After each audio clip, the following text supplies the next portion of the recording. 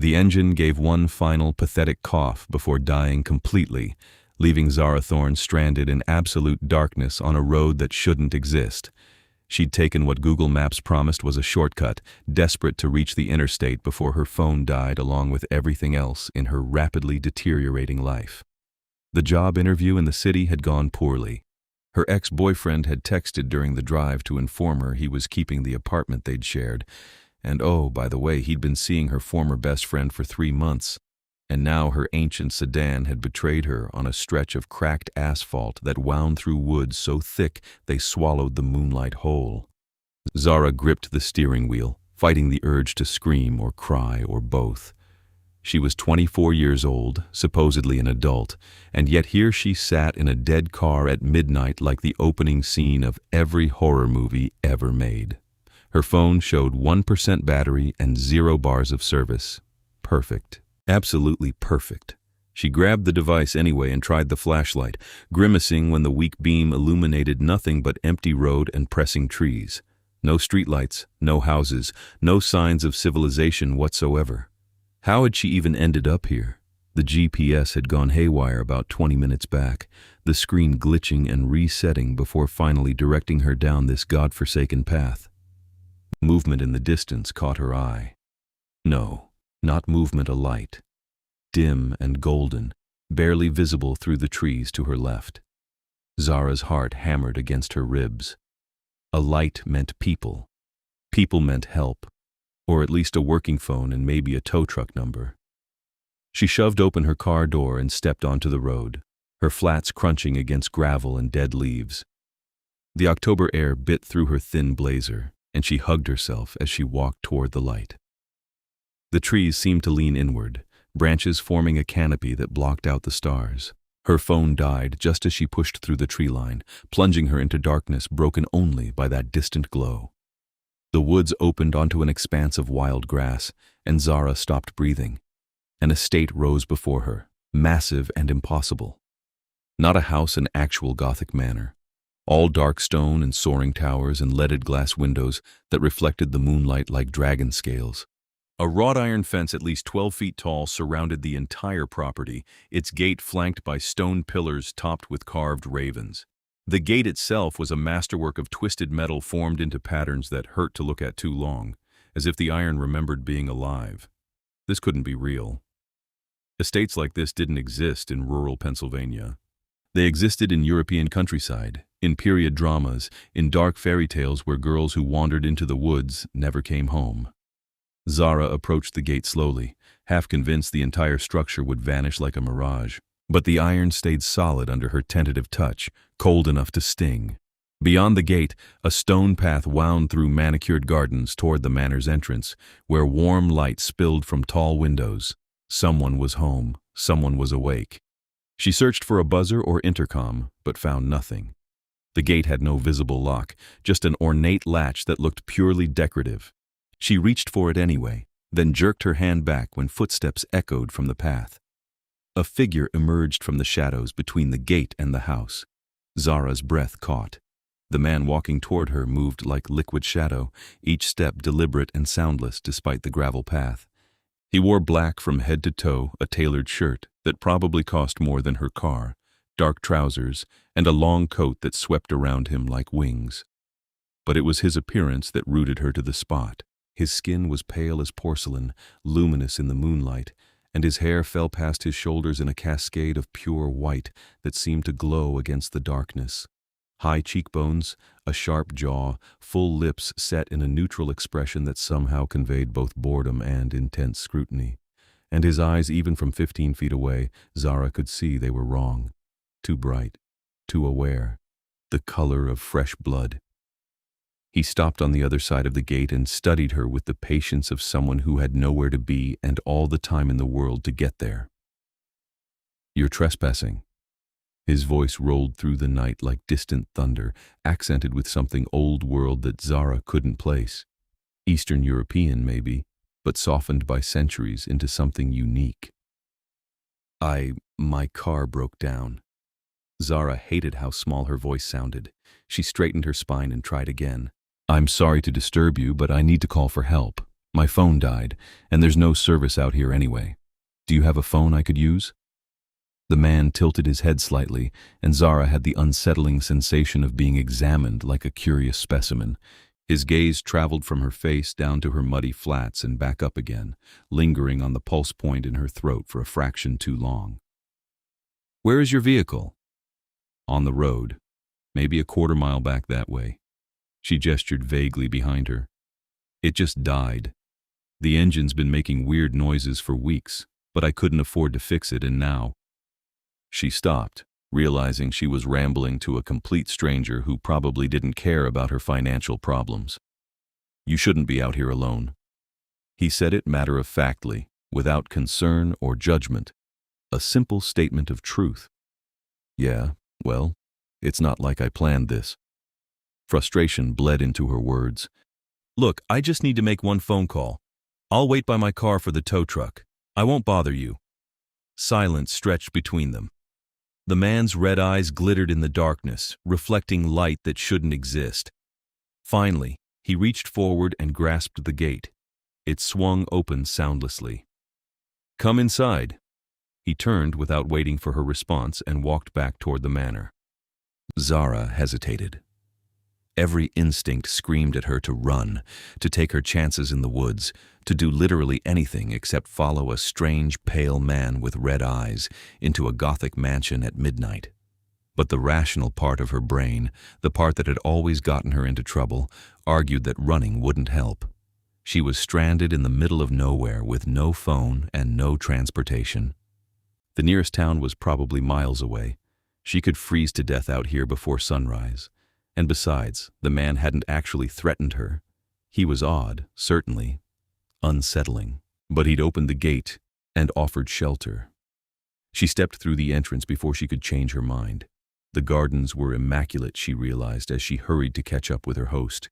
Even in darkness, she could make out carefully trimmed hedges, stone fountains, and flower beds that probably looked stunning in daylight.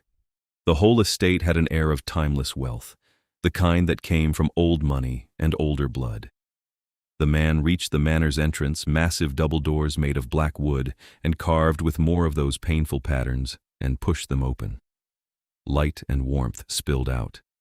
He stood aside, gesturing for her to enter. Zara stepped into another world. The entrance hall soared 3 stories high, topped with a vaulted ceiling painted with frescoes of night skies and strange constellations. A chandelier the size of her entire apartment hung from heavy chains, dripping with crystals that cast rainbow fragments across marble floors. Twin staircases curved up to a second-floor landing, their banisters carved from dark wood and inlaid with what looked like silver. Tapestries covered the walls between oil paintings in gilded frames, portraits of pale, beautiful people in clothing from every era imaginable. "This is incredible," Zara breathed, turning in a slow circle. "How old is this place?" "Old enough." The man closed the doors behind them, and the sound echoed through the hall like a gunshot. "The phone is this way." He led her through a doorway to the right, down a corridor lined with more paintings, and into a room that could only be described as a library from a fantasy novel. Books covered every wall from floor to ceiling, leather-bound volumes in dozens of languages. A fireplace tall enough to stand in dominated one wall, flames crackling cheerfully. Leather chairs and a massive desk completed the picture of old-world luxury. The man gestured to an antique telephone sitting on the desk. "Help yourself." Zara approached the desk cautiously, half expecting the phone to be fake or disconnected. But when she picked up the receiver, she heard a dial tone. She quickly punched in the number for roadside assistance, trying to ignore how her host settled into one of the leather chairs and watched her with unsettling focus. The call went poorly. The operator informed her that their nearest available truck was over 2 hours away and might take longer given the remote location. Zara gave them the address from a piece of embossed stationery on the desk Thornwood estate, apparently, and hung up feeling even more defeated than before. "Problem?" The man's voice was almost gentle. "They can't get here for at least 2 hours. Zara set down the phone and hugged herself, suddenly aware of how bedraggled she must look. Her dark hair had escaped its professional bun, her blazer was wrinkled and smudged with dirt, and she probably had mascara smeared under her eyes from the stress crying she'd done earlier. I'm sorry. I'll wait outside. Don't be absurd. You'll freeze. He stood in one fluid motion, moving to a sideboard where crystal decanters caught the firelight. Sit. I'll pour you something to warm you up. I shouldn't. You should. He glanced over his shoulder, and for the first time something almost like amusement touched his features. I'm not going to hurt you, if that's your concern. You're a guest in my home, however unexpected. Certain courtesies must be observed. The formal way he spoke should have been pretentious, but instead it was oddly reassuring. Like he came from a time when rules and manners actually meant something. Zara sank into the chair opposite his, feeling the exhaustion of the day crash over her. He returned with 2 glasses of amber liquid and held one out to her. Brandy. It will help with the cold. Zara accepted the glass and took a careful sip. The brandy burned pleasantly down her throat, spreading warmth through her chest. She took another sip, then set the glass on the small table between their chairs. Thank you. Really. I don't know what I would have done if I hadn't seen your lights. She studied him properly now, this strange, beautiful man who'd welcomed her into his impossible house. I'm Zara, by the way. Zara Thorne. His expression shifted, something unreadable flickering across his features at her last name. Thorne. Yes? Is something wrong? No. He sipped his own brandy, his red eyes never leaving her face. It's simply an interesting coincidence. I am Lucian Dracul. Zara nearly choked on her next sip. Dracul? Like Dracula? That's really your name? It has been for quite some time, yes. Are you related to, Vlad the Impaler was Vlad Dracul, right? Is that your family? She knew she was being rude, but exhaustion had stripped away her filter. Distantly. Lucian set down his glass and leaned back in his chair, watching her with what might have been curiosity. You know your history. I was a history major in college, before I realized that degree doesn't actually pay bills. Bitterness crept into her voice. Hence the interview for an accounting position I'm completely unqualified for, which I bombed spectacularly, by the way, so that's another dead end. You don't want to be an accountant. It wasn't a question, but Zara answered anyway. No, but I need to eat, and my ex just stole our apartment, so I need a place to live too. Adults make sacrifices, right? Do things they don't want to do because that's what responsibility looks like. You're quite young to be so resigned to misery. I'm 24. That's old enough to know how the world works. She finished her brandy and immediately wished she hadn't. The warmth was making her bolder than was wise. What about you? What do you do? Besides live in a castle and answer the door for stranded motorists at midnight? I manage my family's holdings, investments, property, various business interests accumulated over many generations. His lips curved into something that wasn't quite a smile. Tedious work, but someone must do it. Right. And you live here alone? In this massive place? I prefer solitude. That must get lonely. Lucian stood abruptly and moved to the fireplace, his back to her. Loneliness is relative. I've lived here long enough that the silence feels natural. There was something in his voice, a weight that spoke of years beyond what his appearance suggested. Zara studied his profile against the firelight, the sharp angles of his face, the unnatural stillness with which he stood.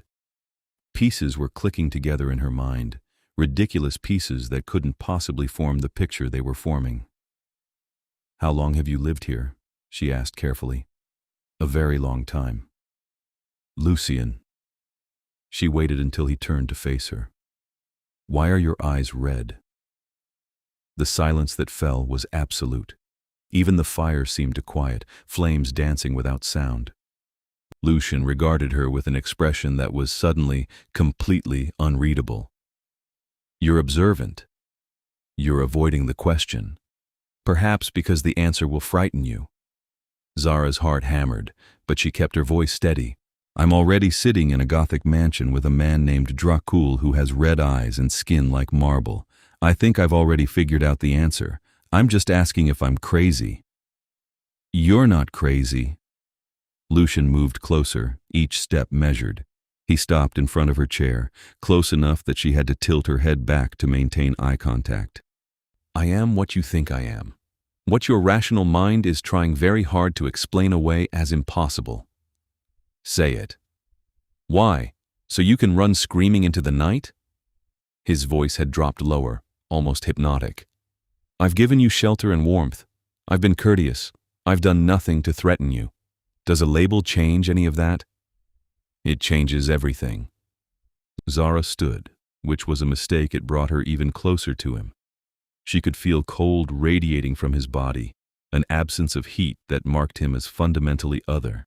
Because if you're what I think you are, then I'm standing in your home at midnight having accepted your hospitality, and every fairy tale and horror movie in existence says that means I'm in serious trouble. Fairy tales and horror movies are written by humans who fear what they don't understand. Lucian raised one pale hand and brushed a strand of hair from her face, his fingers cold against her skin. Yes, Zara Thorne, I am a vampire.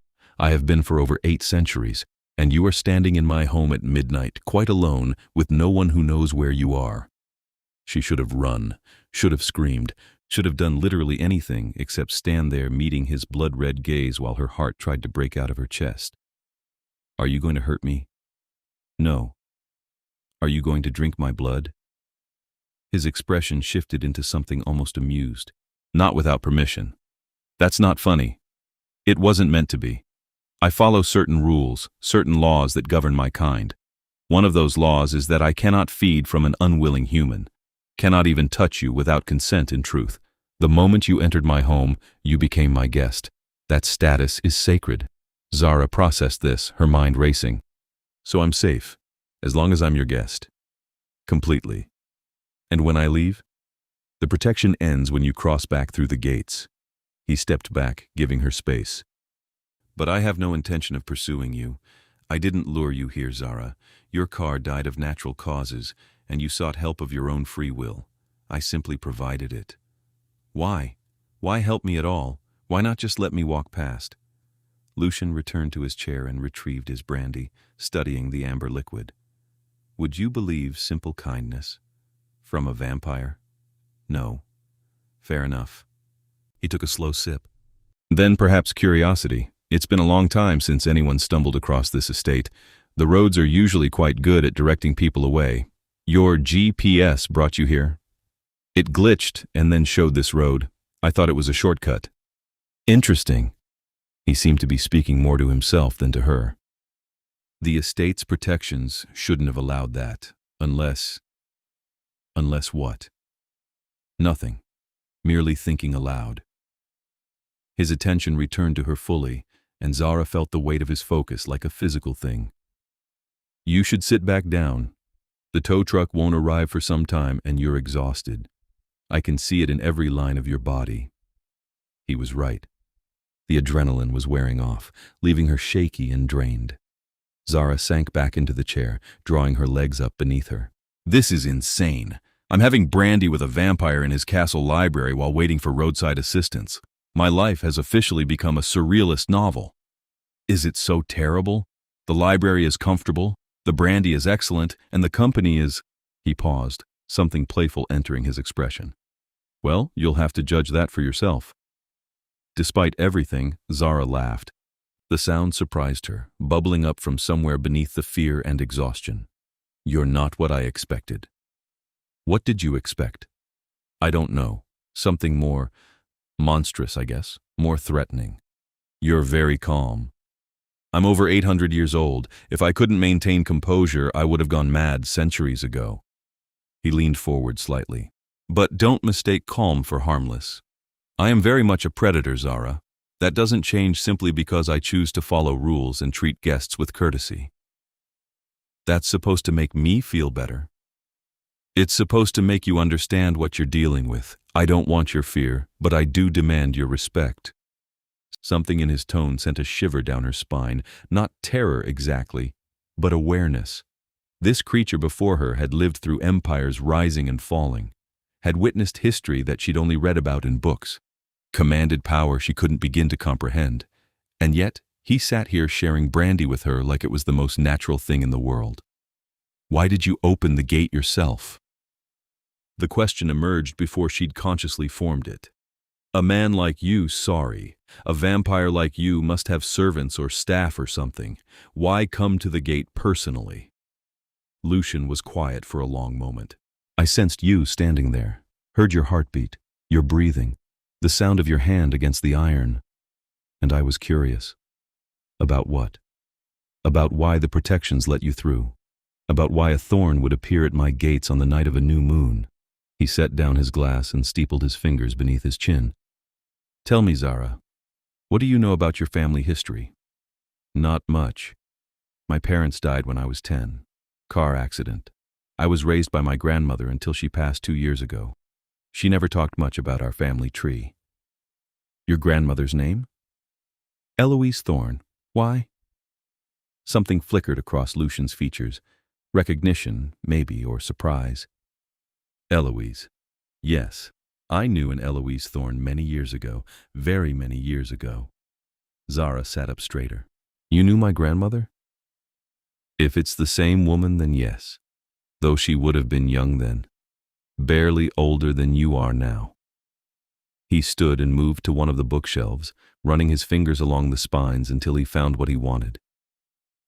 This estate, this family, has a long history with the Thornes. Not a pleasant one, I'm afraid. He pulled down a leather-bound volume and returned to his chair, flipping through yellowed pages covered in elegant script. Zara glimpsed dates 1887, 1901, 1923, and names written in careful copperplate. Here. Lucian turned the book so she could see. Eloise Margaret Thorne, born 1922, visited this estate in 1945 with her father, Edward Thorne. They came seeking... He trailed off, his expression darkening. Seeking what? Zara prompted. My protection. There was a war on, you understand. Not just the human war, World War II, but another conflict running parallel to it. A war between vampire houses for control of European territory. Your family got caught in the crossfire. Zara stared at the page, at her grandmother's name written in fading ink. My grandmother knew about vampires. She knew a great deal. The Thornes have always known, going back generations. They served as liaisons between the human world and vampire society, diplomats in a way, but also enemies depending on which house they aligned with. This is too much. Zara pressed her hands against her temples. You're saying my family has secret vampire connections? That my grandmother came here for protection from vampire wars? That sounds like bad fantasy fiction. And yet you're sitting here talking to a vampire, so clearly the fantasy has more truth than you'd like to admit. Lucian closed the book gently. Your grandmother and her father stayed here for 3 months. I granted them sanctuary, and in return Edward provided information about my enemy's movements. He was a brave man. Your grandmother was... He paused, something almost tender in his expression. She was extraordinary, fierce and intelligent and utterly unafraid of me, even at 23. Were you and my grandmother romantically involved? No. She loved someone else, a human man she'd left behind when her father brought her here. She spent the entire 3 months desperately trying to find a way back to him. I admired her devotion, even as I knew her love story would end the way all human love stories end. In death. Yes. Lucian met her eyes. She left here in 1945 and never returned. I assumed she'd gone back to America, married her love, lived a full human life. And now here you are, her granddaughter, brought to my gates by forces neither of us can fully explain. Zara's mind spun. The GPS, the protections that should have kept me away but didn't. You think there's a reason I ended up here?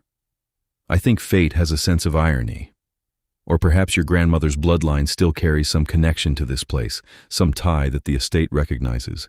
He stood and moved to the window, pushing aside heavy curtains to reveal the night beyond. Regardless of the reason, you're here now, and you have questions. Ask them. Where to even start? Zara took a breath and chose the most obvious one. What kind of vampire are you? I mean, there are different types, right? Different powers or rules or whatever. I am what humans might call a pure blood. My line is direct and ancient, unbroken for millennia. In terms of power, he turned from the window and his eyes blazed brighter for a moment, catching the firelight like rubies. I am king. King? Like vampire king?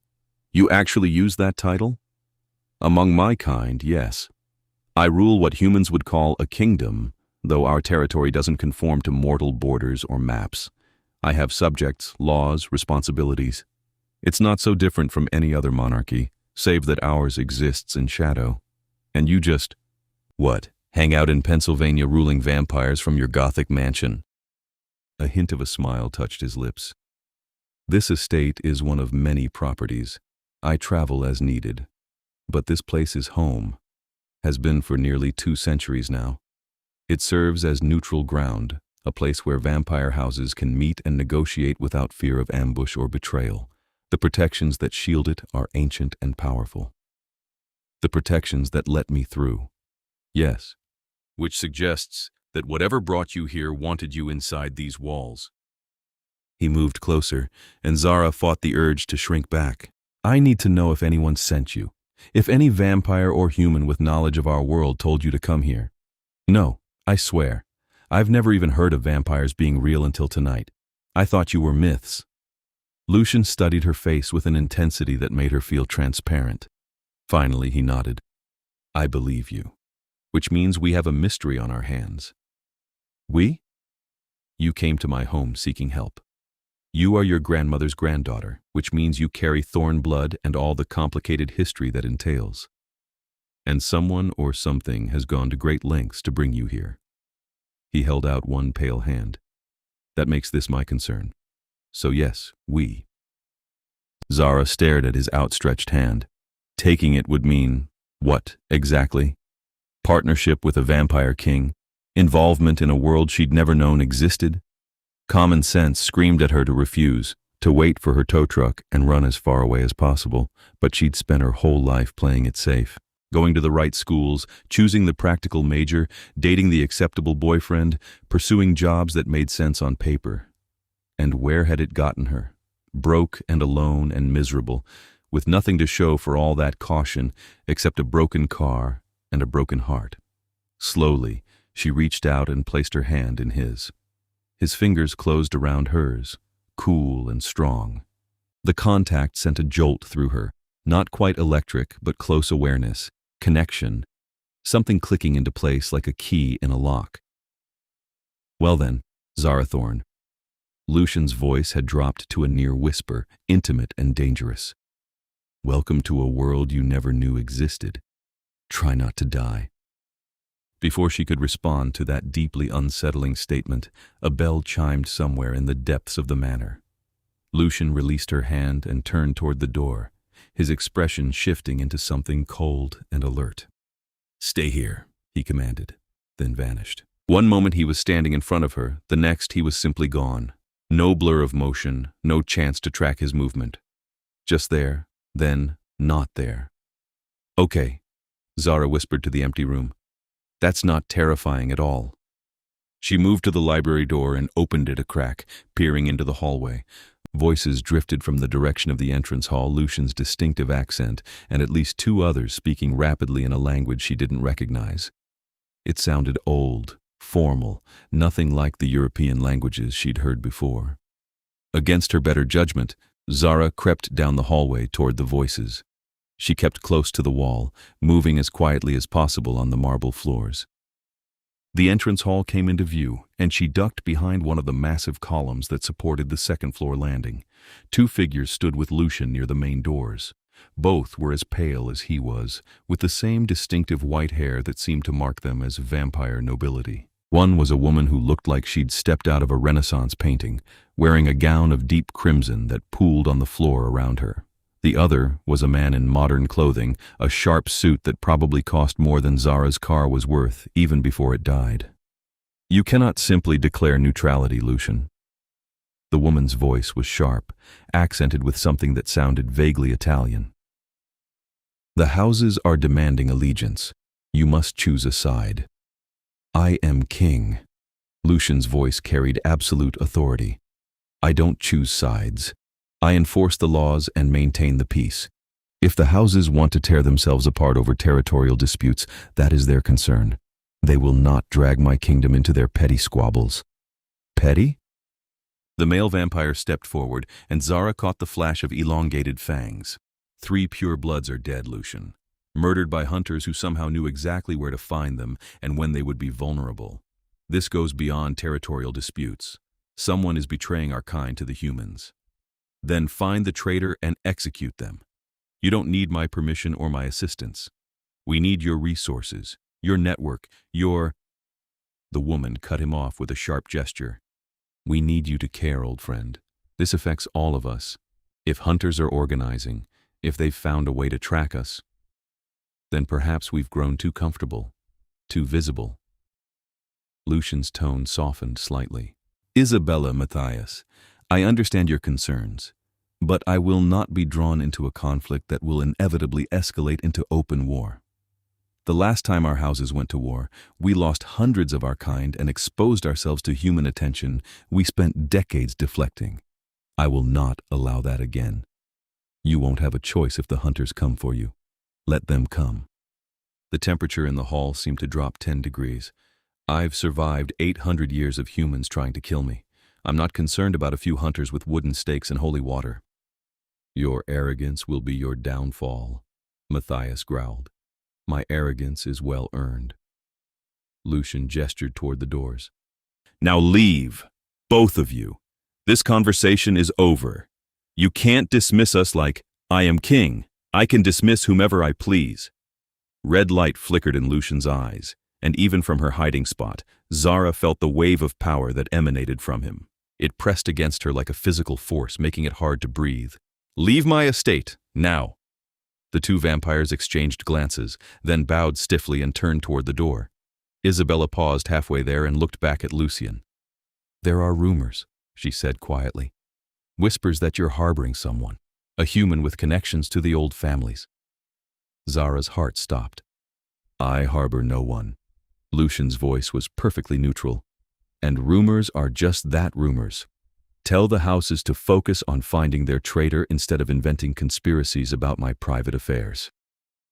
Isabella studied him for a long moment, then inclined her head and swept out of the hall, Matthias following.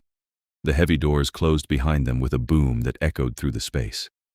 Lucian stood motionless for several seconds, then spoke without turning around. You can come out now, Zara. I know you're there. Damn vampire senses. Zara emerged from behind the column, trying to look more confident than she felt. I heard voices. I was worried. You were curious. He finally turned to face her, and his expression was unreadable. Did you understand any of that conversation? Enough. There's some kind of vampire civil war brewing.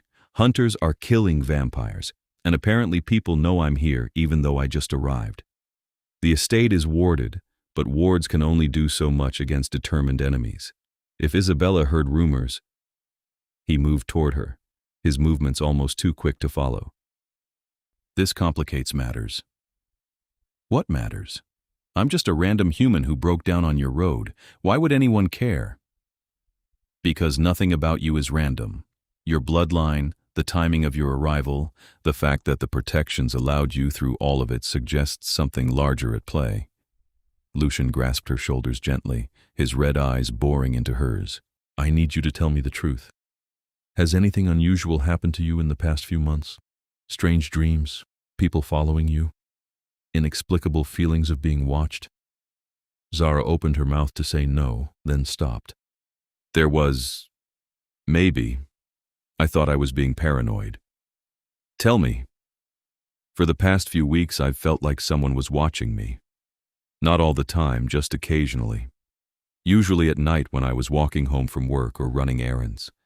And there was this one night about 2 weeks ago when I saw someone standing across the street from my apartment. Just standing there, staring up at my window. When I looked again, they were gone. Description? I couldn't see their face. They were wearing a coat with the hood up. But they were tall. Very tall. And the way they moved when they left, it was... She searched for the right word. Graceful. Too graceful. Like you. Lucian's jaw tightened. You were being tracked. Someone has been watching you, learning your patterns. They wanted to know where you would go, what you would do. And then tonight, they made sure you ended up here. Why? What do they want from me? I don't know yet, but I intend to find out. He released her shoulders and stepped back. Your tow truck will be here soon. When it arrives, you'll leave with it, but you won't go home. Whoever is watching you knows where you live. You need to disappear for a while. Disappear? I can't just disappear. I have a job interview to follow up on, bills to pay. None of that matters if you're dead. The blunt words hit like a slap. Zara stared at him. You really think I'm in that much danger? Yes. Whoever brought you here did so for a reason. Either they want to use you against me, or they want to use me against you. Possibly both. He began pacing, his coat swirling around him. The Thorne bloodline has always been valuable to vampire houses. Your ancestors knew our secrets, our weaknesses. They could negotiate treaties or broker deals that we couldn't manage ourselves. Some houses treasured that connection, others resented it. So what? You think some vampire house is using me as bait? I think someone with knowledge of your family history and my past connection to the Thornes has orchestrated this meeting. Whether for good or ill remains to be seen. He stopped pacing and faced her. Either way, you're not safe on your own. You'll need protection. From you, yes. The simple affirmation should have terrified her. Instead, Zara felt a strange calm settle over her. Maybe it was shock. Maybe it was exhaustion. Or maybe some buried part of her recognized truth when she heard it. If I accept your protection, what does that mean exactly? It means you'll stay here, in this estate, under my direct supervision. No one can enter without my permission, and no one can harm you while you're within these walls. The protections that kept humans away for 2 centuries will keep threats away just as effectively. And if I say no, then you leave with your tow truck, and I wish you luck surviving whatever comes next. His tone was matter-of-fact, not cruel. I won't force you to stay, Zara. That would violate the laws of hospitality. The choice must be yours. Outside, the sound of a diesel engine rumbled through the night. The tow truck had arrived. Zara looked toward the main doors, then back at Lucian. This impossible, dangerous, centuries-old creature who had shown her nothing but courtesy, who had shared his brandy and his history, who looked at her like she mattered, like she was something more than just a broke 24-year-old with a useless degree and a dying car. If I stay, can I leave whenever I want?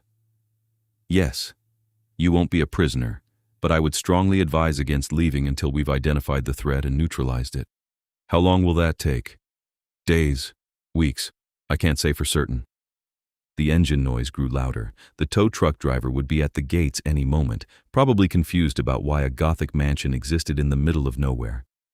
Zara thought about her apartment that wasn't hers anymore, her ex who'd betrayed her, the job she didn't want and probably wouldn't get. The life that had crumbled around her piece by piece until nothing remained but bills and loneliness. What exactly was she going back to? Okay, she heard herself say. I'll stay. Lucian's expression shifted surprise, maybe, or satisfaction. You're certain? No, but I'm doing it anyway. She managed a shaky laugh. This is either the bravest or stupidest decision of my life. Perhaps both. He moved toward the doors. Wait here. I'll send the tow truck away. He vanished again, that impossible speed that left her blinking at empty space. Zara sank down onto the bottom step of the grand staircase and dropped her head into her hands. She'd just agreed to move into a vampire's mansion, to put herself under the protection of a creature who could probably kill her without breaking a sweat, to involve herself in vampire politics and centuries-old bloodlines and threats she didn't understand. Her grandmother would have either been proud or horrified, possibly both. The doors opened again, and Lucian reappeared. It's done. I told the driver you'd decided to stay with friends and wouldn't need the tow tonight. He was surprisingly unconcerned. You didn't compel him or anything, did you? Compulsion is illegal under vampire law except in cases of direct self-defense. I simply paid him generously for his time and inconvenience. Lucian crossed to stand in front of her. You look exhausted. Come, I'll show you to a room where you can rest. Zara let him pull her to her feet, too tired to argue. He led her up the grand staircase to the second floor, down a hallway lined with more portraits and tapestries, and finally stopped at a door near the hall's end. This was your grandmother's room when she stayed here. He pushed open the door to reveal a bedroom that belonged in a palace. 4-poster bed with heavy curtains, antique furniture, a fireplace with fresh logs already laid.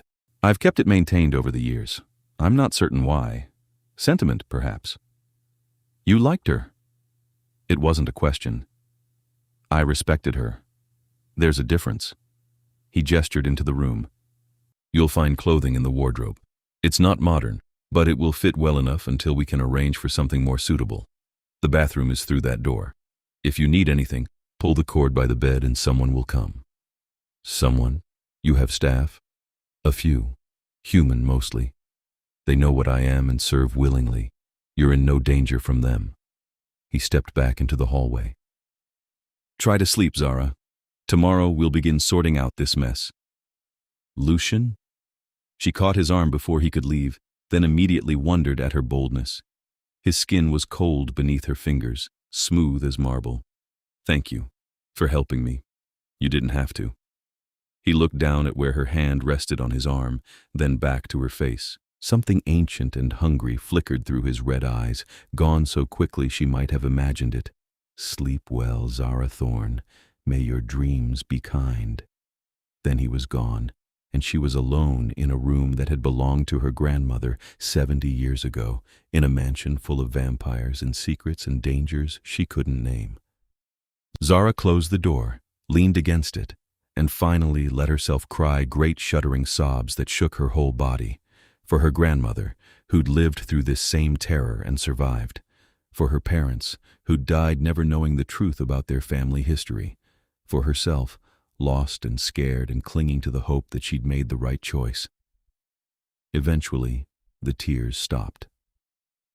Zara pushed away from the door and explored the room properly. The wardrobe did indeed contain clothing, dresses, and gowns from the 1940s, beautifully preserved. She found a nightgown that was only slightly too long and changed into it, leaving her modern clothes in a heap on the floor. The bed was absurdly comfortable, like sleeping on clouds. Zara burrowed under the heavy quilts and stared at the canopy above her, expecting to lie awake all night plagued by fear and adrenaline.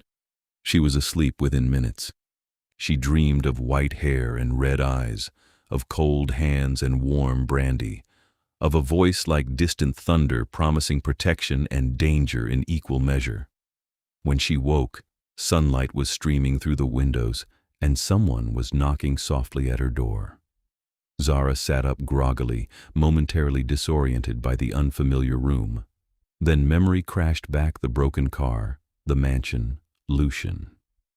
She'd agreed to stay with a vampire king because someone was apparently hunting her for reasons connected to her family's secret history with the supernatural world. Right. Normal Tuesday. Come in, she called, pulling the quilts up to her chin. The door opened to reveal a woman who looked to be in her 50s, dressed in practical modern clothing, jeans and a sweater. She carried a silver tray laden with breakfast foods. Good morning, Miss Thorne.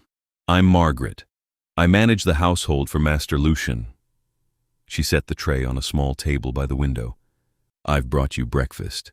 There are also fresh clothes in the bathroom, actual modern clothes this time. Master Lucian had them delivered early this morning. He had clothes delivered? How? Master Lucian has resources. Margaret's smile was warm. Don't worry, dear. I've worked for him for 20 years. He's a good man. Or vampire, I suppose. The distinction hardly matters after a certain point. You're human. Very much so, and very well paid for my discretion and service. She moved to open the curtains wider. Master Lucian is resting. Of course, daylight doesn't suit his kind, but he left instructions that you're free to explore the estate. Just don't leave the grounds without him. He's sleeping, but it's only... Zara checked the clock on the mantel. 10 in the morning. Vampires are nocturnal, dear. Sunlight won't kill them, that's mostly myth, but it weakens them terribly. They're active from dusk to dawn and sleep during the day. You'll adjust to the schedule." Margaret bustled around the room, tidying things that didn't need tidying.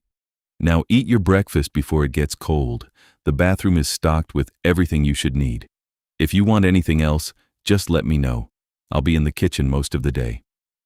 She left before Zara could ask any of the 1,000 questions bubbling up. Alone again, Zara climbed out of bed and examined the breakfast tray. Fresh fruit, pastries that smelled divine, eggs, bacon, juice, and coffee. Her stomach growled loudly. She ate while sitting by the window, looking out over the estate grounds. In daylight, the property was even more impressive. The gardens stretched for what looked like acres, immaculately maintained. Beyond them, thick forest pressed close, creating a natural barrier between the estate and the outside world. She couldn't see the road from here, couldn't see any sign of civilization. It was like existing in a pocket dimension, a fragment of old-world Europe transplanted to rural Pennsylvania. After breakfast, Zara found the bathroom, which turned out to be a marble and gold masterpiece with a tub the size of a small pool and the promised modern clothes. Jeans that fit perfectly, a soft sweater in deep blue, undergarments still in their packaging, even shoes in her exact size. How had Lucian known her measurements? She decided she didn't want to know. She bathed, dressed, and ventured out of the room. The hallway was empty, the whole second floor eerily quiet. Zara descended the grand staircase and began exploring. The estate was a maze of rooms, each more lavish than the last. She found a ballroom with chandeliers and parquet floors, a conservatory filled with exotic plants, a dining room with a table that could seat 30, a music room housing instruments from various centuries, and everywhere those portraits of pale, beautiful people with knowing eyes. The library called to her. Zara spent hours there, pulling down books and reading snippets of vampire history that made her human world seem suddenly small and naive. She found the volume Lucian had shown her the previous night and paged through it carefully, finding entries about her family going back generations. The Thornes had served as intermediaries between vampire houses for over 300 years. They'd brokered peace treaties, arranged marriages, even helped hide vampires during periods of intense human persecution. In return, they'd received wealth, protection, and longevity. Several Thornes had lived well past 100, their lives extended through vampire blood given as payment. Her grandmother's entry was short but revealing.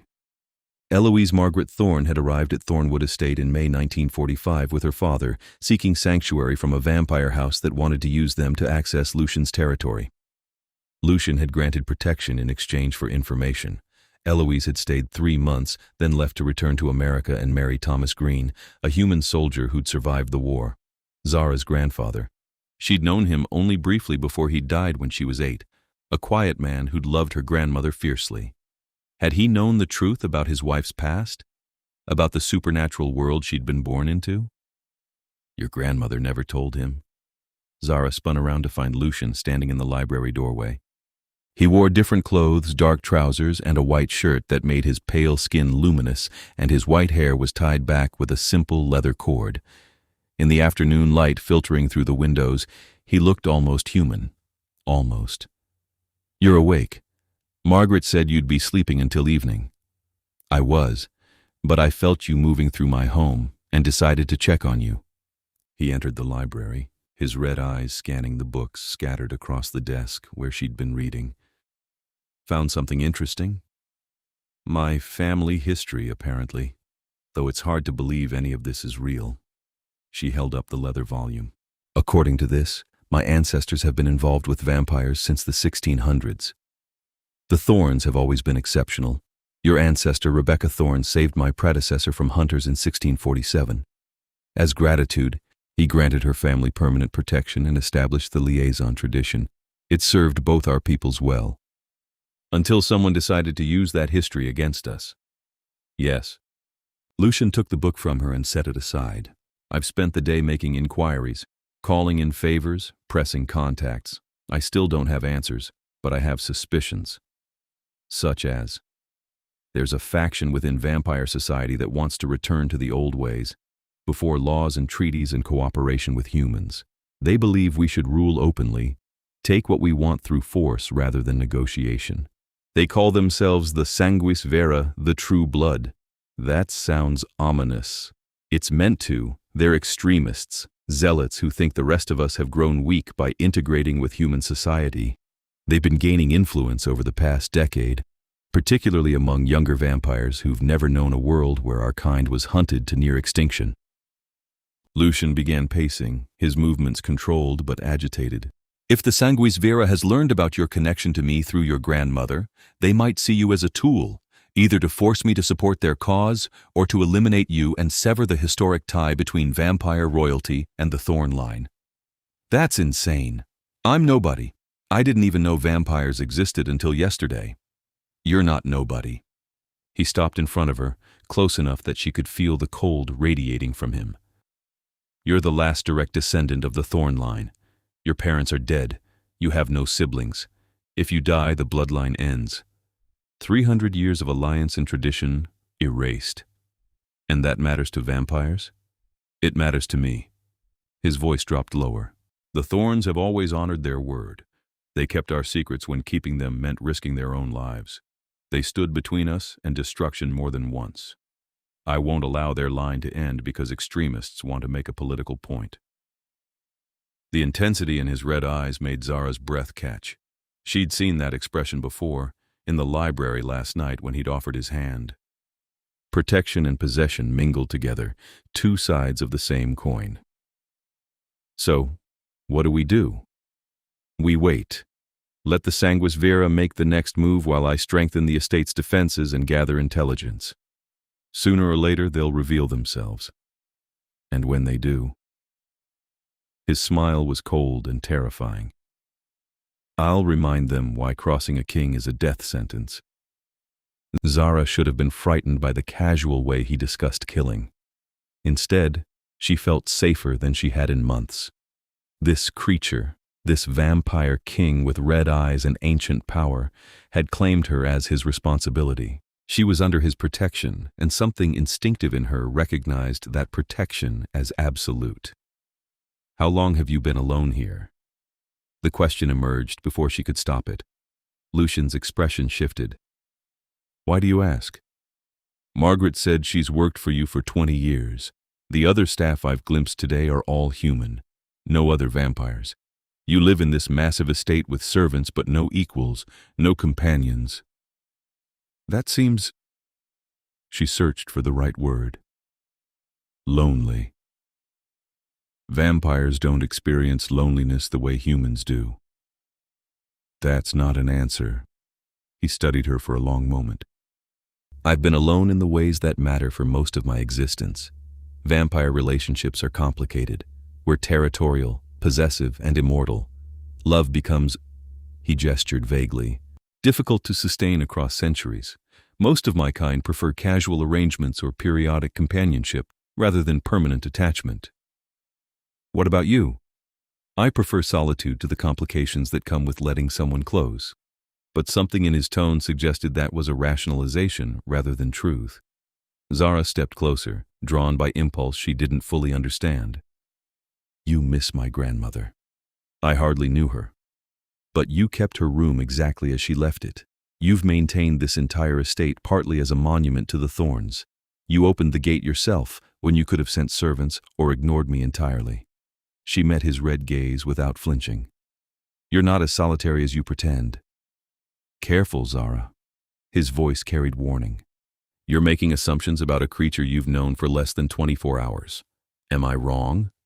He could have lied, could have shut down the conversation with coldness or anger.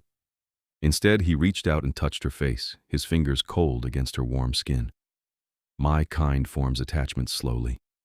But when we do attach, his thumb brushed across her cheekbone.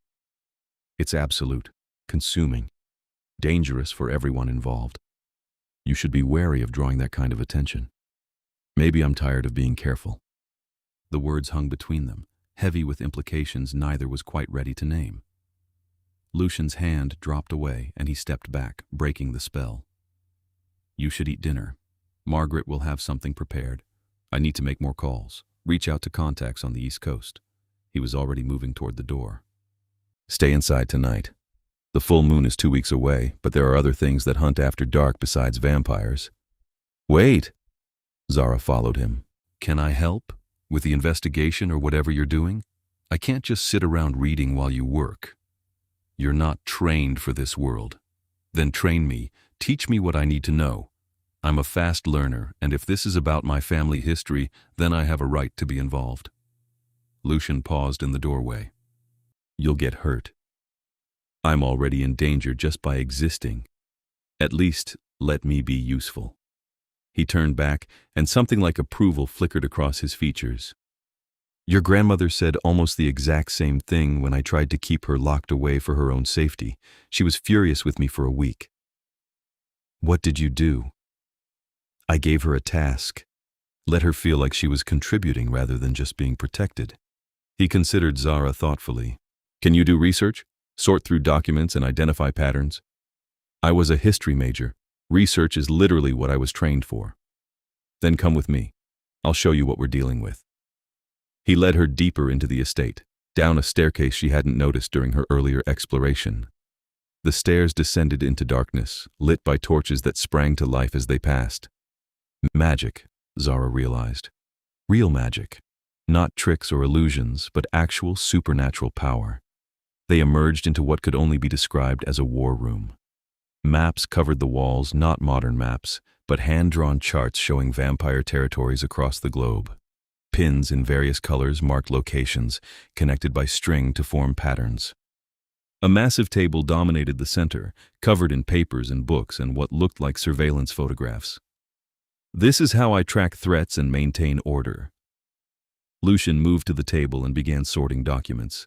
These are reports from my contacts. Sightings of suspicious activity, rumors of sanguis vera movement, unexplained vampire deaths. I need you to organize them by date and location.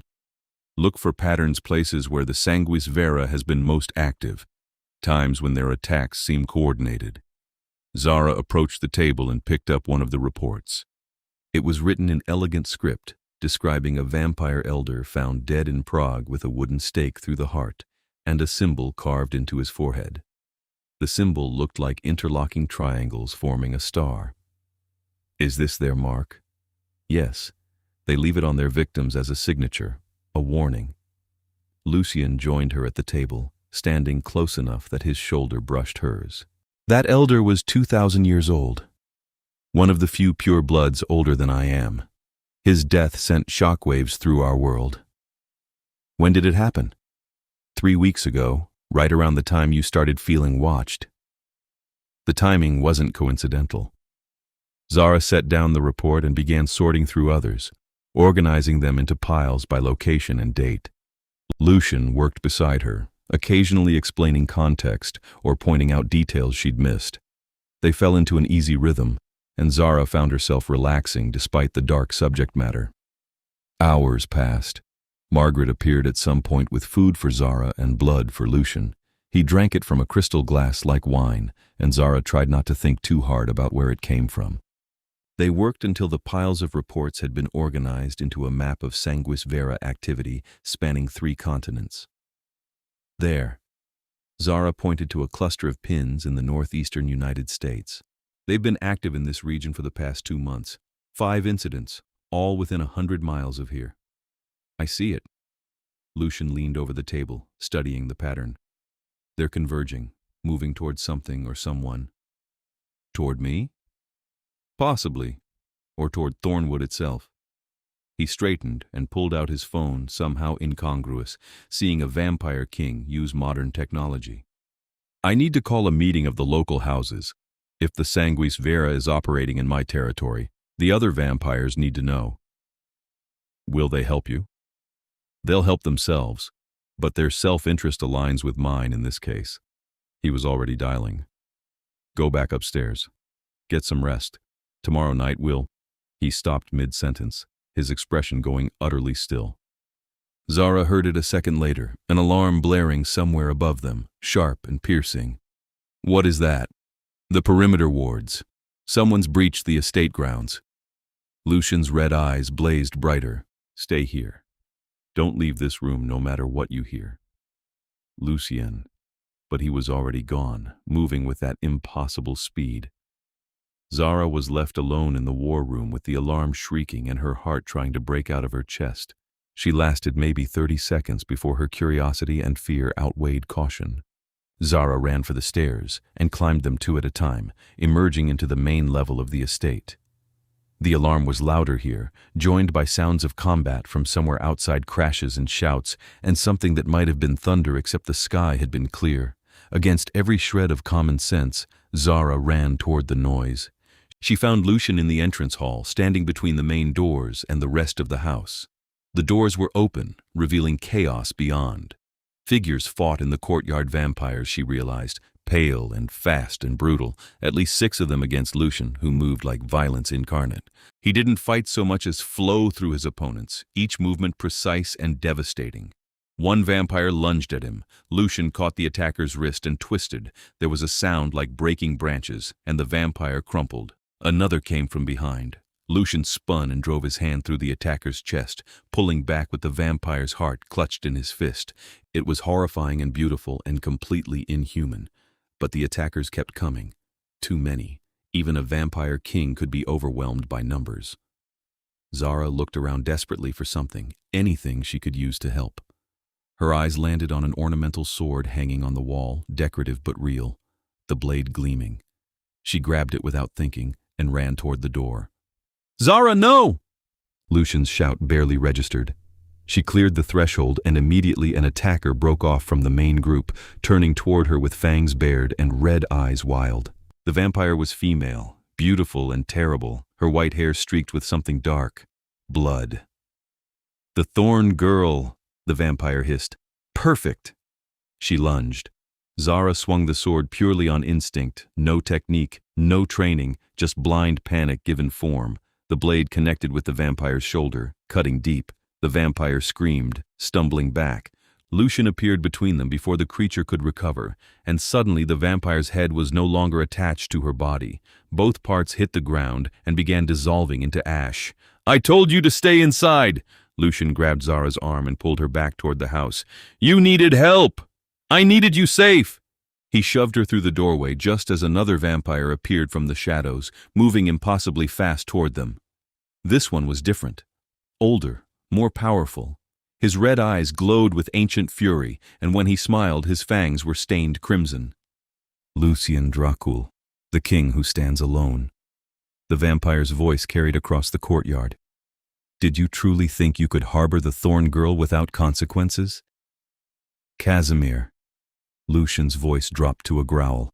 "I should have known you'd be behind this." "The sanguis vera rises, old friend. A new order comes. Those who stand against us will fall." Casimir gestured, and more vampires emerged from the darkness beyond the gates, at least a dozen. "Surrender the girl. Let the Thorne line end as it should have ended decades ago. Join us in reclaiming our rightful place as apex predators rather than hiding in shadows. I've survived 800 years by choosing my battles wisely." Lucian's body tensed, power gathering around him like a visible force. "You've just made a catastrophic mistake." What happened next defied description. Lucian moved, but calling it movement was like calling a hurricane a breeze.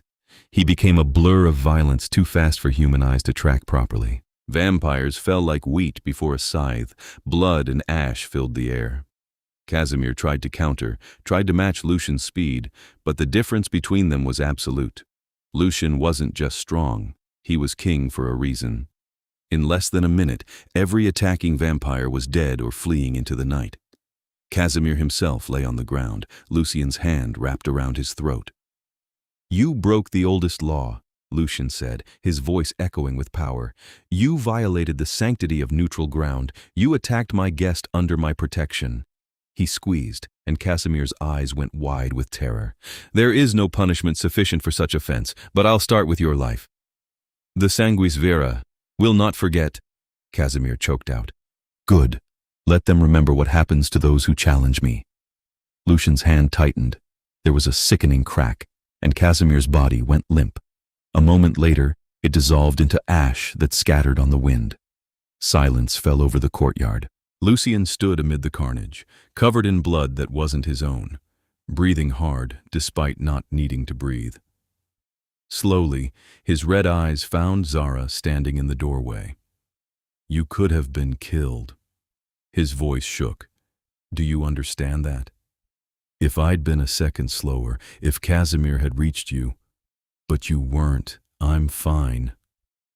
Zara set down the sword with trembling hands. "Are you okay?" He laughed, a sharp, bitter sound. "Am I okay? I just slaughtered 13 vampires in my own courtyard because they dared threaten what's mine, and you're asking if I'm okay? What's yours?" The words hung between them. Lucian crossed the distance separating them in 2 strides and pulled her against him. His body was cold, his clothes soaked with blood, but his arms around her felt solid and safe. "I can't lose you." He spoke directly into her hair. "I barely know you. You've been in my life for 1 day. And yet the thought of them touching you, hurting you." His arms tightened. "I would have burned the world." Zara wrapped her arms around his waist and held on. "I'm sorry I didn't listen, but I couldn't just hide while you fought alone. You're impossible. Apparently it runs in my family." He pulled back enough to look at her face, and his expression was raw in a way she'd never seen. All the careful control stripped away, leaving something vulnerable and dangerous and entirely focused on her. "This changes everything," he said quietly. "They know you're here now. The Sanguis Vera won't stop with 1 failed attack. They'll regroup, bring more forces. Casimir was a general among them. His death will spark retaliation. Then we deal with it. Together." Zara reached up and brushed white hair back from his face. "You're not alone anymore, remember?" Something in his expression cracked. He cupped her face in both hands, his palms cool against her flushed skin. "I'm going to protect you. No matter what it costs, no matter who I have to destroy. Do you understand?" "Yes." "You should be afraid of that." "Maybe, but I'm not." And she wasn't. Standing there in the blood-soaked doorway with a vampire king looking at her like she was something precious and worth slaughtering for, Zara felt more alive than she had in years. Lucian's thumb traced across her lower lip. "Your trouble, Zara Thorne. You knew what when you opened the gates." "I did. And I let you in anyway." He leaned closer, and Zara's breath caught. "That might be the most foolish decision I've made in 8 centuries. Or the best. Time will tell." He kissed her. It wasn't gentle. It was possession and promise and everything neither of them had the words for yet. His mouth was cold, but heat bloomed wherever they touched. Zara kissed him back with months of loneliness and fear and desperate hope all tangled together, pouring everything into the connection between them. When they finally broke apart, both breathing hard, Lucian rested his forehead against hers. "This is madness." "Probably," Zara agreed. "You're human, fragile. You'll age and die while I remain unchanged. So give me a reason to live forever." His laugh was startled and genuine. "You don't know what you're asking." "Then tell me. Teach me. We have time."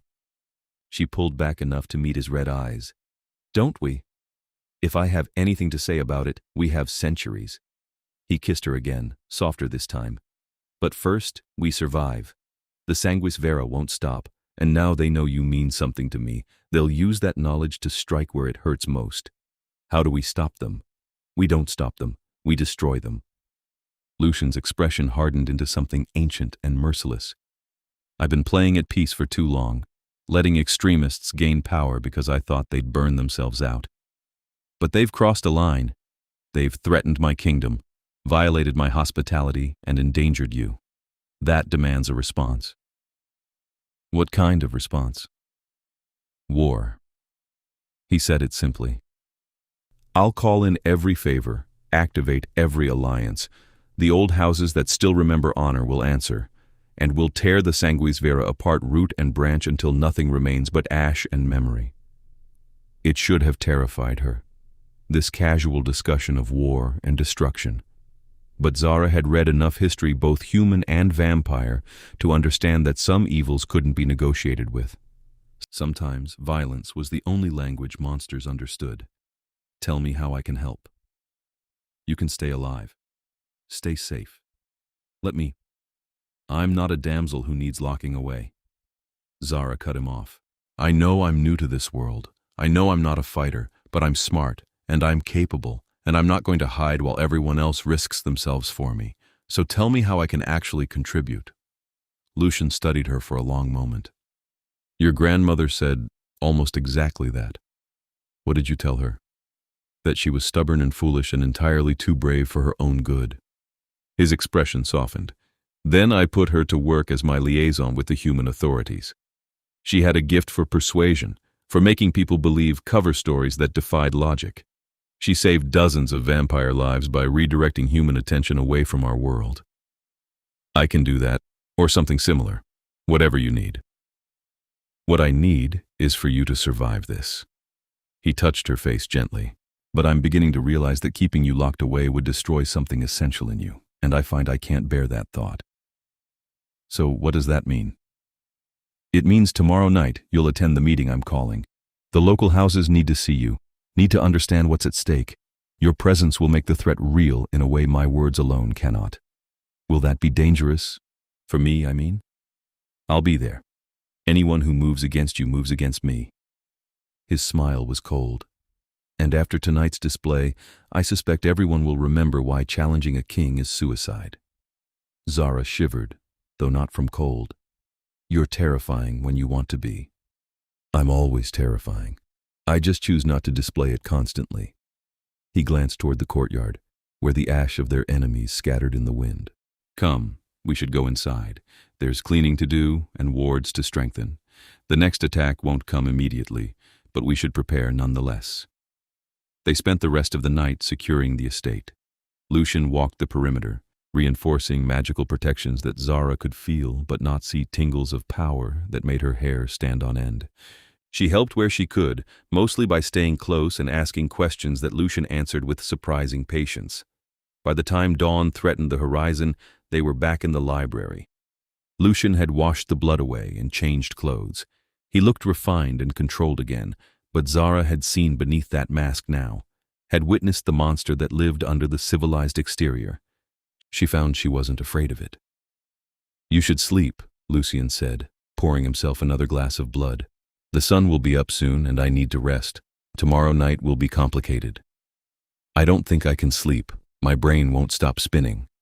Then read, research, do whatever helps you process. He moved toward the door, then paused. Zara? Yes? I meant what I said. In the courtyard. You're mine now. Under my protection and... He seemed to search for words. Under my care. If you want to leave, I won't stop you, but I hope you'll stay. I'm not going anywhere. His smile was genuine and reached his red eyes, transforming his face into something breathtaking. Good, because I'm not certain I could let you go even if you tried. He left before she could respond to that deeply possessive statement. Zara sank into one of the library chairs and stared at the fire, trying to make sense of the past 2 days. She'd gone from being broke and alone and directionless to being the protected guest of a vampire king. From knowing nothing about her family's true history to being hunted by vampire extremists because of that history. From thinking herself incapable of violence to swinging a sword at a creature that could have torn her apart. And she'd kissed him. Had let herself feel something for a being who was fundamentally inhuman and impossibly dangerous. The smart thing would be to run. To leave Thornwood and never look back. Change her name, move across the country, try to disappear. But Zara was tired of doing the smart thing. Tired of playing it safe and following the expected path. Her entire life had been about being responsible and careful, and where had it gotten her? Maybe it was time to be reckless instead, to embrace danger and possibility in equal measure. To choose the vampire king with his red eyes and cold hands and promises of protection. Maybe it was time to finally live. The next evening, Zara woke to find an elaborate gown laid across the foot of her bed, midnight blue silk that pooled like water, with a fitted bodice and flowing skirt. A note in elegant script read, "For the meeting. Wear this. Trust me." Zara held up the dress and wondered what she was getting herself into. 2 hours later, she had her answer. The ballroom she'd discovered during her exploration had been transformed. Hundreds of candles cast flickering light across the space. Tables and chairs had been arranged to create a formal meeting area, and vampires filled the room, at least 30 of them, all pale and beautiful and radiating power. They turned as one when Zara entered on Lucian's arm. She'd never felt so exposed. The dress hugged her curves and left her shoulders bare, marking her as undeniably human among these creatures of immortal grace. Every eye tracked her movement as Lucian led her to a raised platform at the room's far end. "Everyone, your attention." Lucian's voice carried absolute authority. The murmuring crowd fell silent. "You've been called here tonight to address a direct threat to our kind and to the balance we've maintained for centuries. The Sanguis Vera has violated neutral ground. They attacked this estate, this sanctuary, in open defiance of our oldest laws." Angry muttering rippled through the crowd. Lucian let it build for a moment, then raised a hand for silence. "They did so because of her." He gestured to Zara. "This is Zara Thorne, last daughter of the Thorne line. Her family has served as intermediaries between our world and the human world for 300 years. The Sanguis Vera seeks to destroy that connection and drag us back to an era of open warfare with humanity." A vampire near the front male, with pale hair and eyes like amber, spoke up. "Why should we care about one human's fate? The Thorne line has served its purpose. Let it end." "Because if we allow them to destroy one tradition, one ancient alliance, then none of our traditions are safe." Lucian's voice dropped dangerously. "Today they come for the Thorns. Tomorrow they come for you and yours. The Sanguis Vera doesn't want reform. They want chaos. They want to tear down everything we've built and establish rule through force alone. That path leads to extinction. So, what do you propose?" This from a female vampire in the back, her voice carrying a French accent. "We go to war with our own kind?" "If necessary, yes."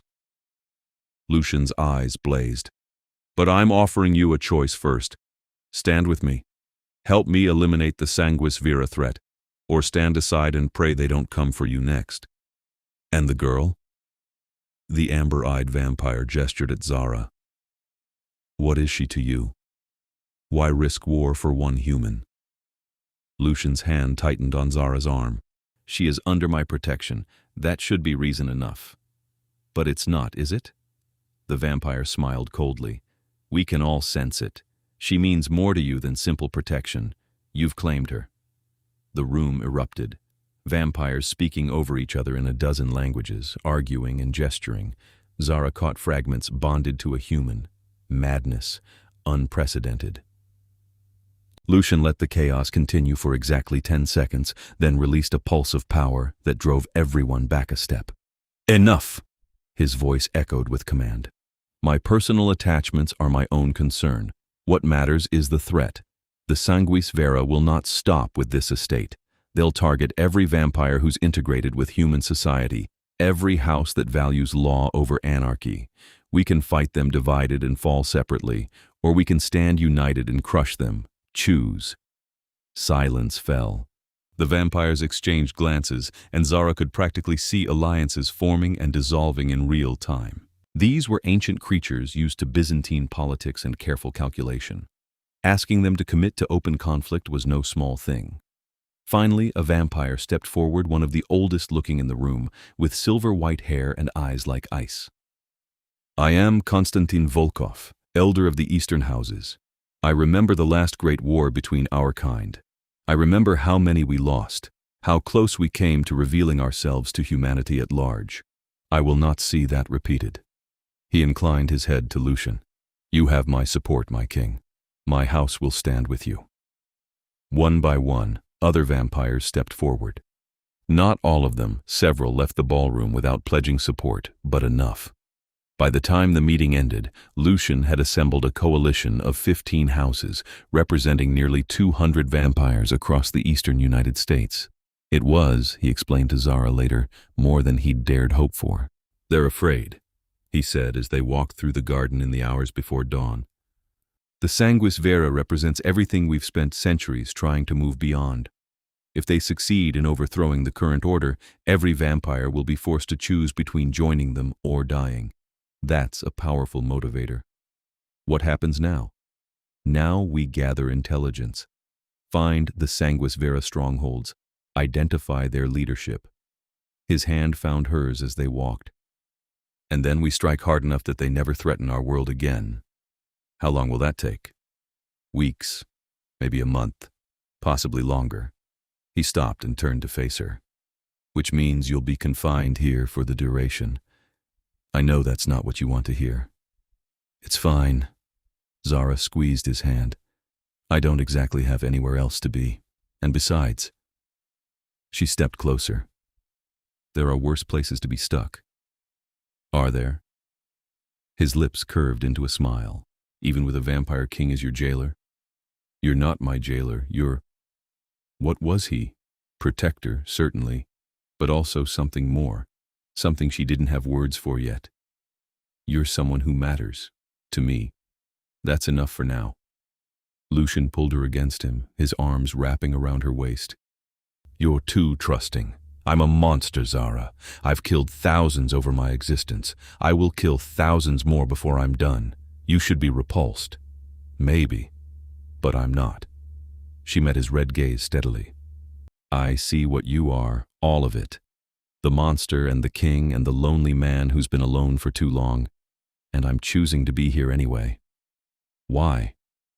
Because when I'm with you, I feel like I matter. Like I'm part of something bigger than just surviving day to day. You make me feel alive in a way I haven't felt in years. She touched his face. And because I think you need someone who sees you completely and doesn't run away. You're probably right. He kissed her softly. But I'm still going to protect you even from yourself if necessary. I'd expect nothing less. They stayed in the garden until dawn forced Lucian inside. Zara followed more slowly, watching the sunrise paint the sky in shades of gold and rose.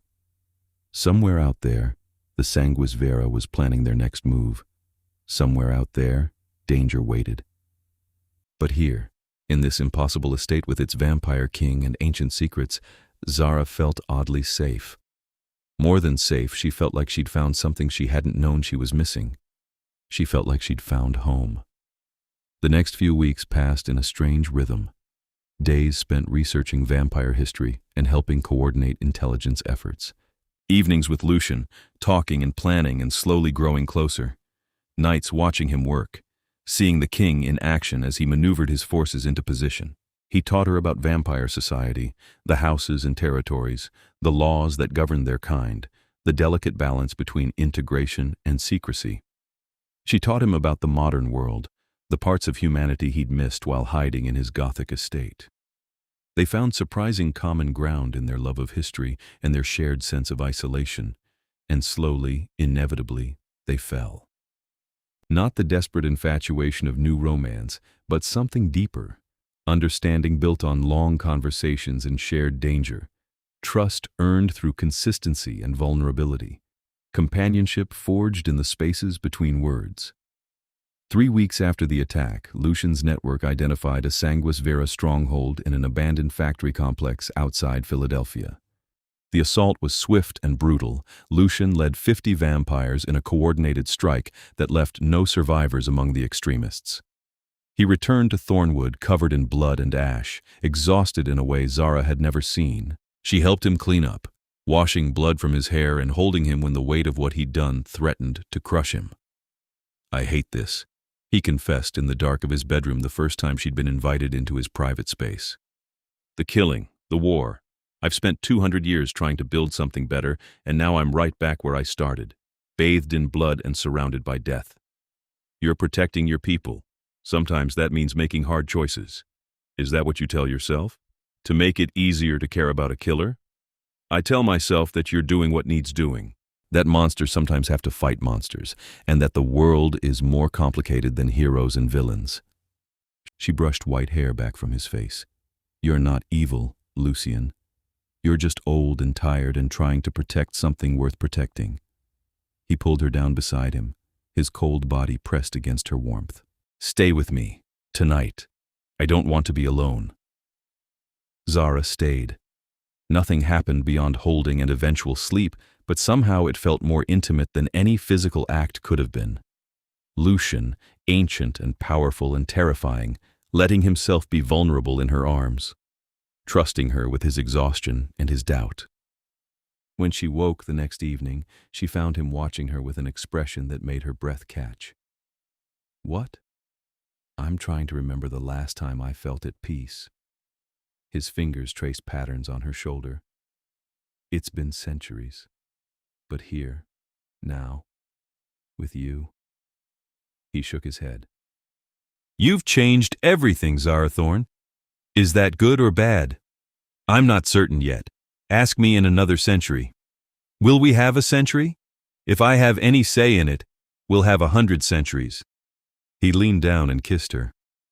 "Which brings me to something I need to discuss with you." Zara's stomach clenched. "That sounds ominous." "Not ominous, just significant." He sat up, pulling her with him. "The Sanguis Vera has been dealt a major blow, but they're not destroyed. They'll regroup eventually, and when they do, they'll come for you again, because you represent everything they hate: human and vampire cooperation, tradition, connection to a power structure they want to dismantle. I know that.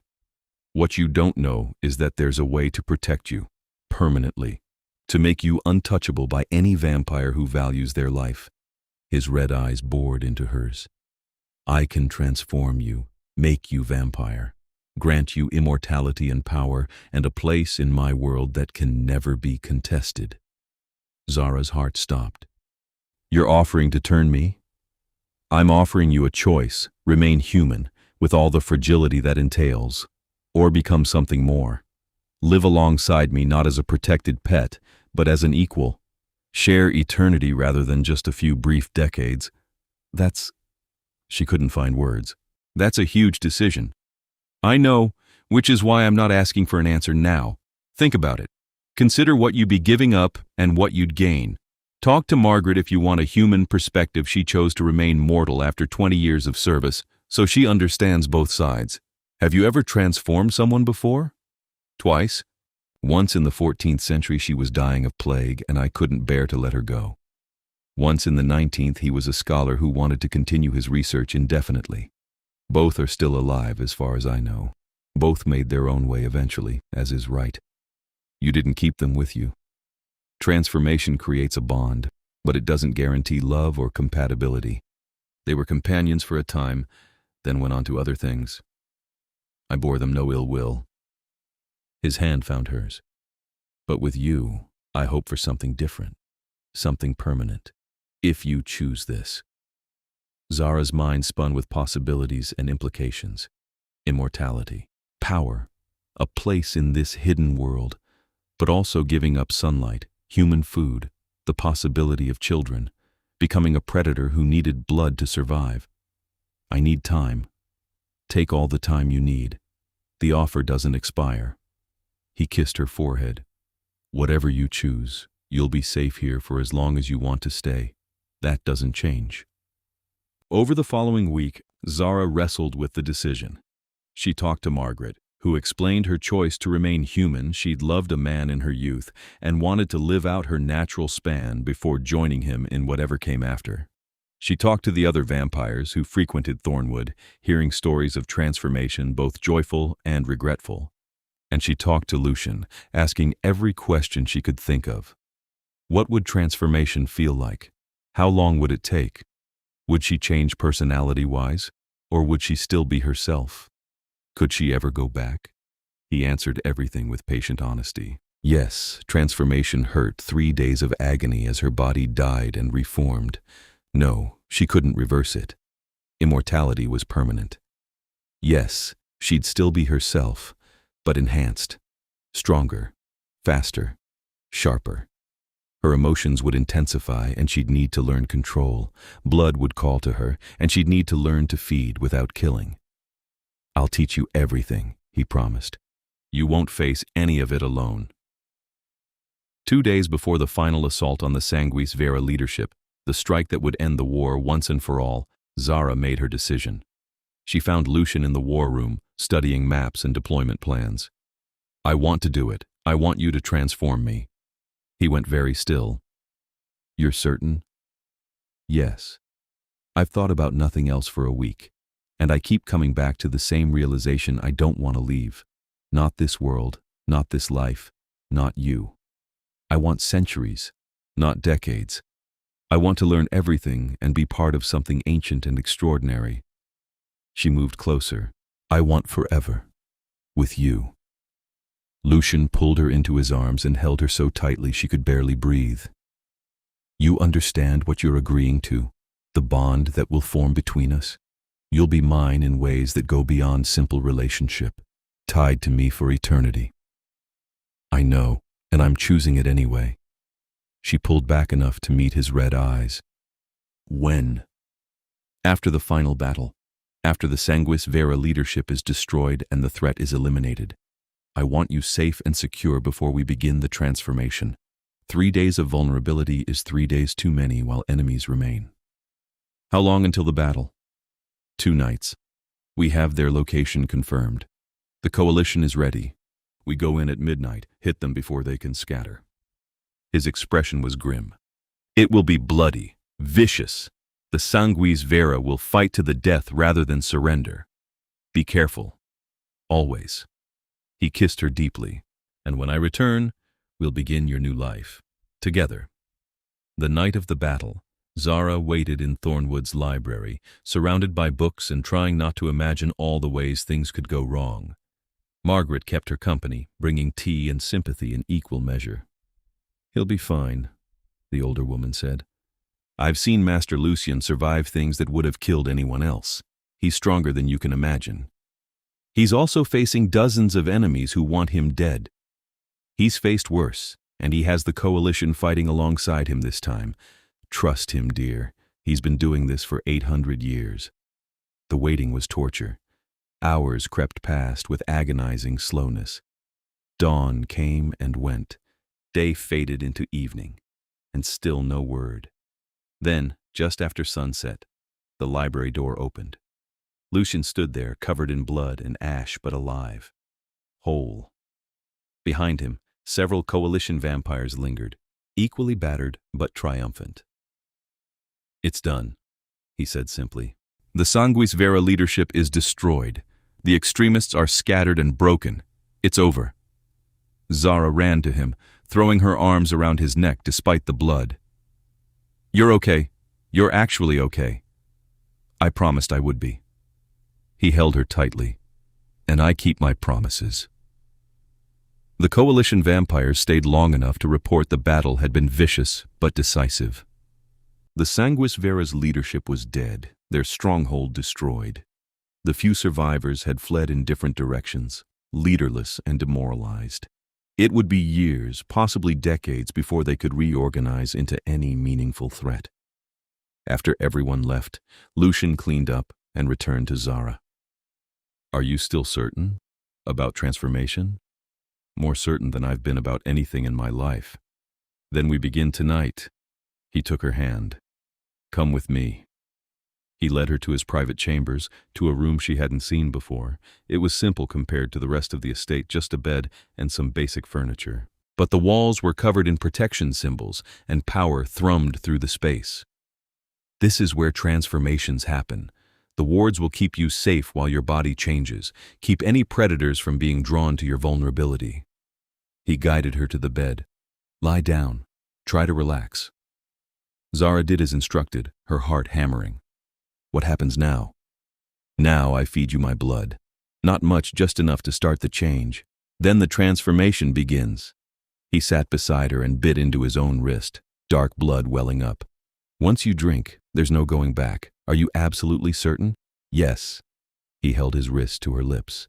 "Then drink, Zara Thorne, and wake into eternity." She drank.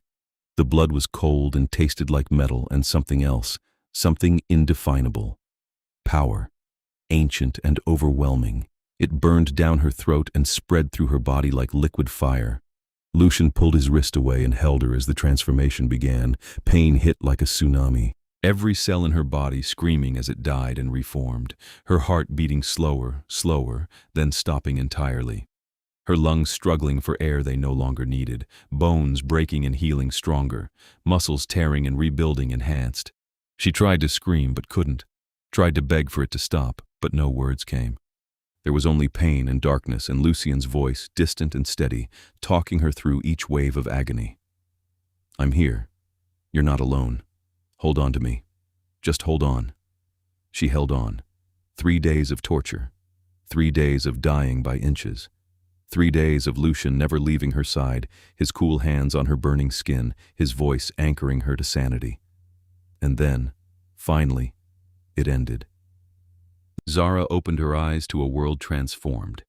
She could see individual dust motes floating in the air, hear conversations happening floors away, smell blood pumping through Margaret's veins in the kitchen, feel the power thrumming through Thornwood's ancient stones, and she was so hungry.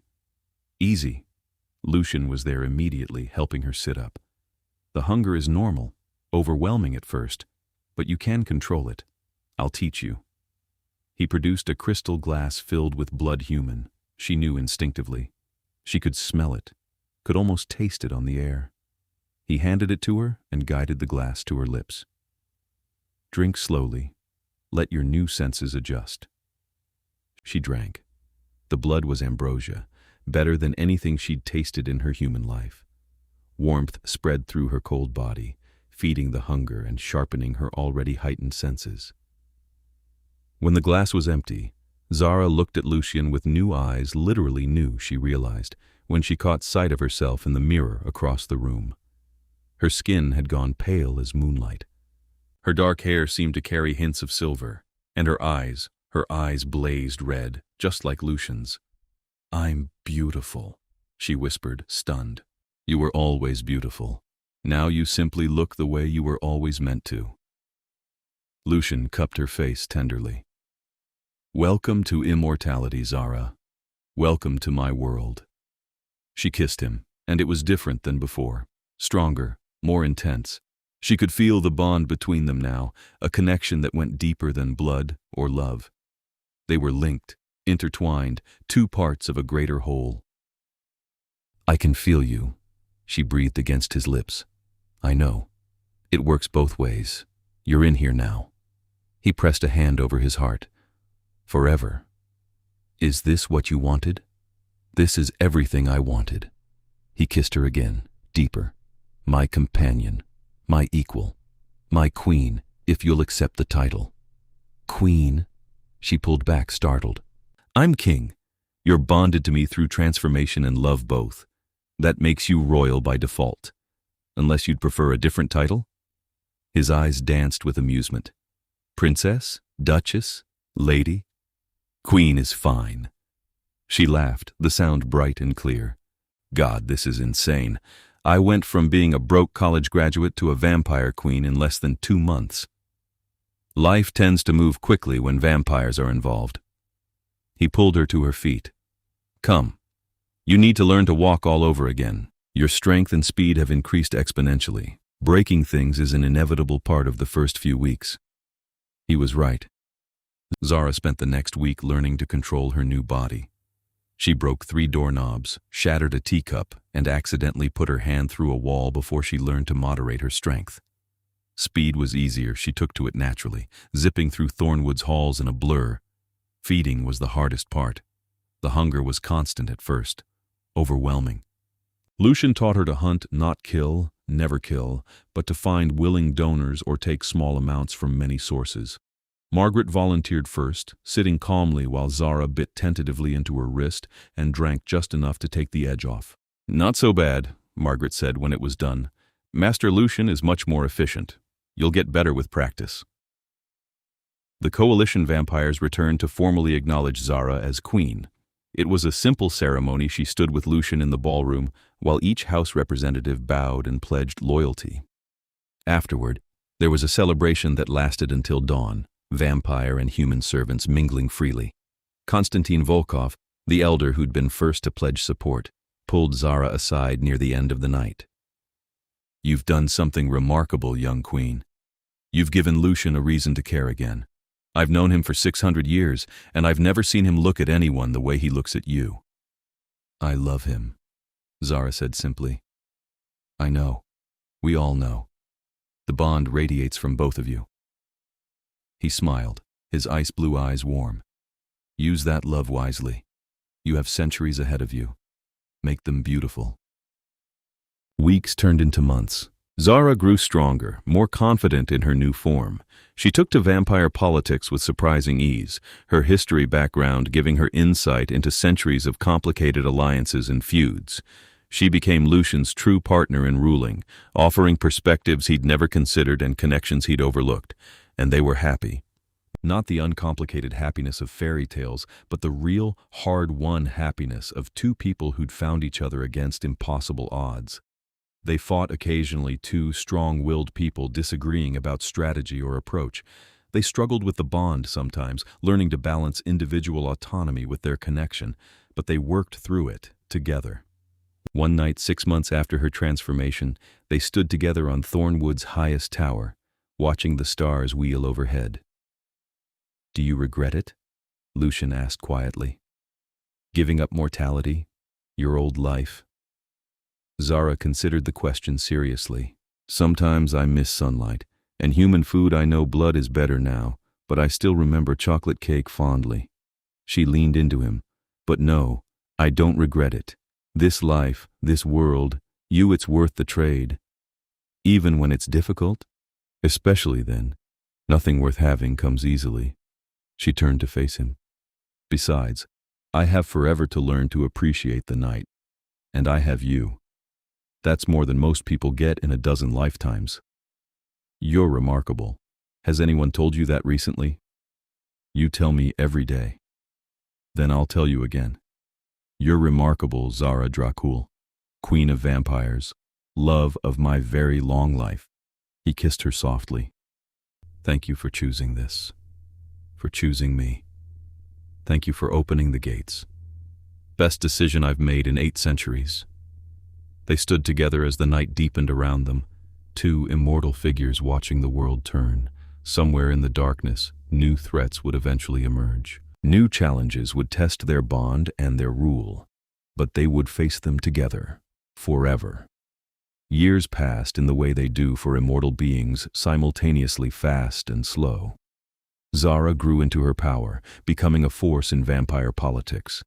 She helped Lucian modernize their laws, integrating the old ways with new technology and modern ethics. She rebuilt the Thorne family legacy, transforming it from historical curiosity into active liaison work between human and vampire worlds. They traveled, showing Zara the world through immortal eyes. She saw Rome at midnight, walked the streets of Tokyo during their most vibrant hours, danced in Vienna ballrooms and Parisian clubs. Every place carried Lucian's memories, and he shared them freely, giving her centuries of history wrapped in personal experience.